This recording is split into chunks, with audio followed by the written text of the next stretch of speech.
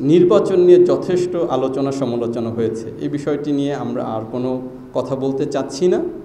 আর সেনাবাহিনী ক্ষমতা নেওয়ারও কোনো ইচ্ছা বা এ ধরনের কোনো আমাদের মধ্যে এ ধরনের কোনো আলোচনা হয়নি। সো এই বিষয়ে আমরা কোনো তথ্য আপনাকে দিতে পারছি না।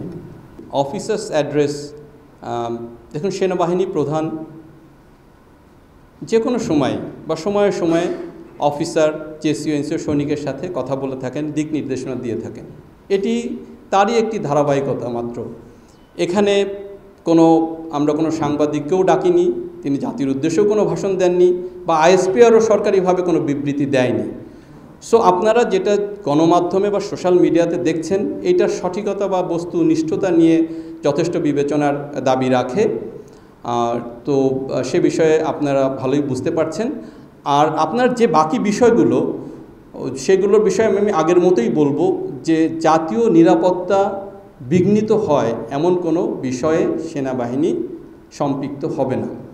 আর পাহাড়ি যে একটি দলের কথা বলেছেন, এটা আপনারাই জানেন, এটি একটি আত্মস্বীকৃত টেরোরিস্ট দল যারা সংঘাতপূর্ণ কাজ করে থাকে। সো তাদেরকে নির্বাচনে যুক্ত করা সমীচীন নয় বলে আমরা মনে করি।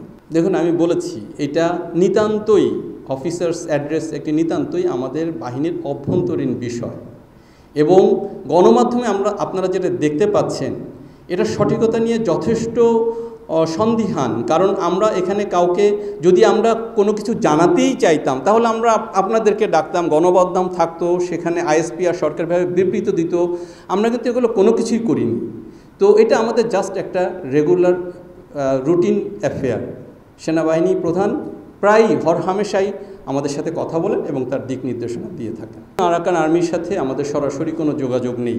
আপনারা যেটা গণমাধ্যমে দেখেছেন সেটার সঠিকতা বা বস্তুনিষ্ঠতা নিয়ে যথেষ্ট বিবেচনার দাবি রাখে। তাদের সাথে আমাদের সরাসরি কোনো যোগাযোগ নেই। কুকিচিন একটি বোম সম্প্রদায় কেন্দ্রিক প্রতিষ্ঠান বা অর্গানাইজেশন, এবং আপনারা কি জানেন যে তাদের টোটাল সংখ্যা হচ্ছে 12,000 জন।